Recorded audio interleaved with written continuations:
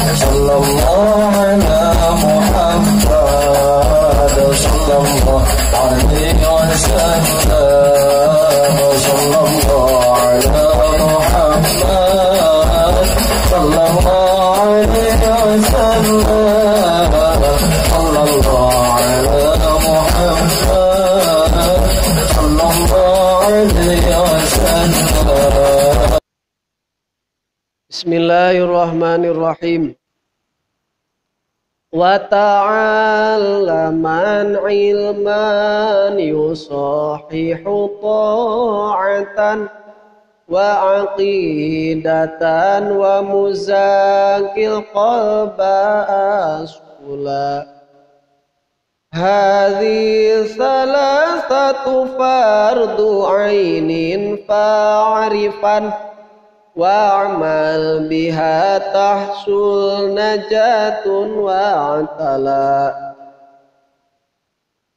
Wa ta'allaman jeung kudu daek ngaji temenan anjeun ilman kana ilmu yusohihu anu ngesahkeun itu ilmu taatan kana taat wa aqidatan jeung ngesahkeun kana aqidah wa muzakkil qalba jeung nu ngabersihkeun kana hate uskula baka bersih hate anjeun. Hadhihi salasatu ari ieu ilmu anu tilu eta fardu ainin hukumna fardu ain. Fa'rifan mangka kudu apal nyaan anjeun. Wa mal jeung kudu ngamalkeun anjeun biha kana eta salasah tahsulu mangka hasil naon najatun kasalametan wa ta'ala jeung luhur darajat. Dina ieu bait musonib ngadugikeun wasiat anu kasalapan. Sabada urang kudu tobat, kudu qanaah, terakhir kudu zuhud. Nah, nu ayeuna urang ditungtut upami hoyong wusul ka Gusti Allah, maka daek teu daek kudu resep ngaji. Jalmi anu nyukcruk hoyong wusul hoyong ma'rifat ka Gusti Allah keur ngudag ilmu tasawuf tapi tara daek ngaji bahaya, sabab leuwih rentan kana kesesatanana, leuwih rentan jeung rawan tina penyesatan setan lamun jalmi teu dituyun ku ilmu agama. Penting kacida. Mana ilmu agama nu kudu disuprih, nu wajib diteangan keur jalma nu hoyong wusul ma'rifat ka Gusti Allah nyaeta hiji ilmu nu matak ngesahkeun kana ibadah, nu kadua ilmu anu ngesahkeun kana aqidah, nu katilu ilmu nu matak ngabereskeun kana hate. Ilmu nu matak ngesahkeun kana ibadah disebut fikih, ilmu nu ngesahkeun kana aqidah disebut ilmu tauhid, ilmu nu matak ngabereskeun hate disebut ilmu tasawuf. Gitu. Jadi eta teh hukumna teh wajib keur sakabeh jalma nu keur suluk, nu hoyong dugi ka Gusti Allah nya pikeun ngajina eta perkara kahade. Dina eta perkara lamun urang hoyong suluk dugi ka Allah timimiti wuduna, sholatna, puasa, zakat, haji, muamalat kudu sesuai jeung tuntunan agama. Didinya nya diatur ku ilmu fikih. Saur Ibnu Ruslan teh wa kuluman bi ghairi ilmin ya malu a'maluhu mardudatun la tuqbalu. Ya, sakur amal lamun dipigawe tanpa ilmu maka amalna ditolak ku Gusti Allah. Urang niat usul ka Allah ngalaksanakeun saum, urang niat hayang dugi ka Allah ngalaksanakeun ngalanggengkeun wudu, loba salat, nya atawa ku sedekah, teu apal kana ilmuna teu beres dina ilmu fikihna, ditolak boro-boro usul dugi ka Gusti Allah, da amalan dohirna genan geus saralah. Anu mawi ilmu nu pertama kudu dikaji ku jalmi anu keur diajar wusul ka Allah, kedah mengkaji ilmu fikihna sangkan ibadah zahirna sah jeung ditampi ku Gusti Allah. Nu kadua ilmu tauhid, ilmu nu keur ngabereskeun kana patekadan nyaeta anu sesuai sareng hukum Ahlus Sunnah wal Jamaah. Ya, Ahlus Sunnah wal Jamaah adalah akidah yang sesuai dengan Rasulullah yang diikuti oleh para sahabat. Ya, nyaeta anu Ahlus Sunnah wal Jamaah anu sok diaji ku urangnya kitab tauhid di Jandarori gitu tah nu diaraosna teh eta minimal dasar keur urang hukumna wajib ngaji kitab tijan teh ngaji bab tauhid teh supaya urang teu kagoda ku patekadan anu ruksak seperti patekadan Mu'tazilah, Jabariyah, Mujassimah.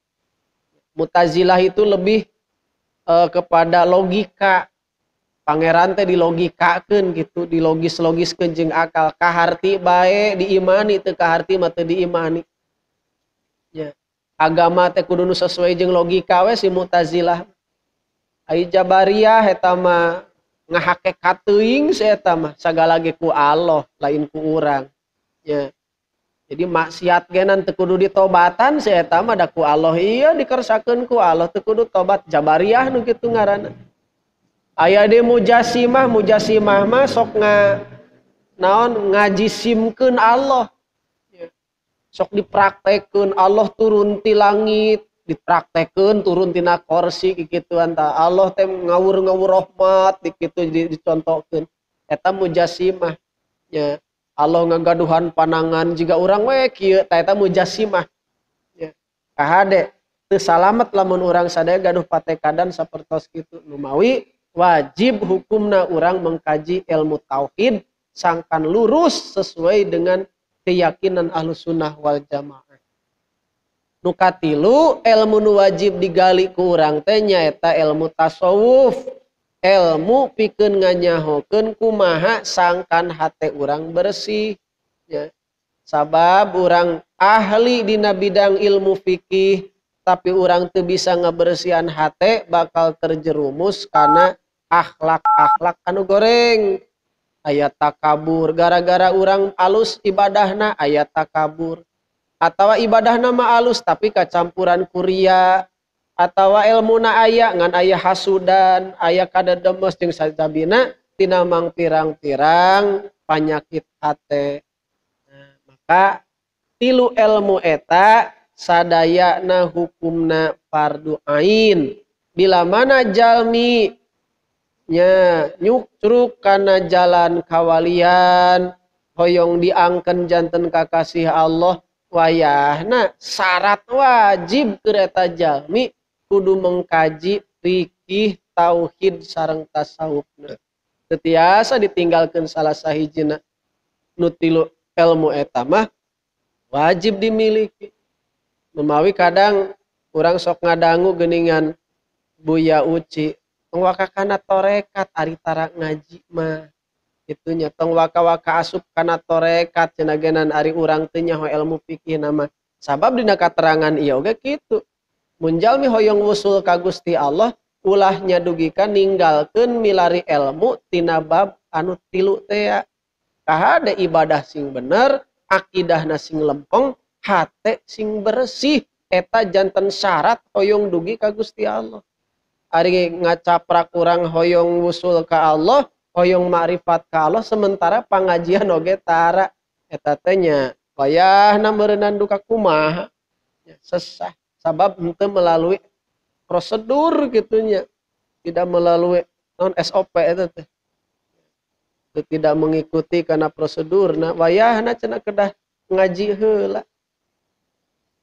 Tah bila mana urang kersa nungtut ilmu anu tilu eta nembe yarfa'illahu alladzina amanu minkum walladzina utul ilma darajat.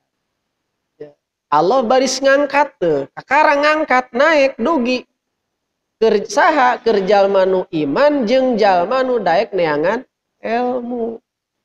Dina penafsiranana yarfa'illahu ladina amanu minkum darajatan wahidatan walladina utul ilma darajatin katsiratin. Jadi lamun aya jalma iman ka Allah tadina teu iman ka Allah kenging keutamaan sadarajat nya tibatan anu sanesna tuluy lamun geus iman manehna neangan ilmu memperdalam ilmu agamana kenging darajat anu seueur. Saur Ibnu Abbas nafsiran eta ayat Allah baris ngangkat darajat ulama dina poe kiamat nya darajatna teh langkung luhur bisa mi'ati darajatin 700 darajat ya jarak antara dua derajat teh 500 tahun perjalanan. Jadi luhurna darajat jalmi mah ku ilmuna cenah ge nya numawi semakin sering urang tolabul ilmi setiap langkahna nya saur Kanjeng Rasul teh salengkah-salengkahna lengkah anu hiji matak ngahapus kana dosa, lengkah nu sejena matak naikeun darajat. Numawi sangat-sangat berbahagialah nya pikeun jalmi-jalmi nu istiqomah ngaos bari kaayaan jarak di bumi ka majelisna teh tebih. Semakin jauh jarak dari rumah ke majelis itu semakin berpotensi luhurna darajat urang di sawarga. Gitu.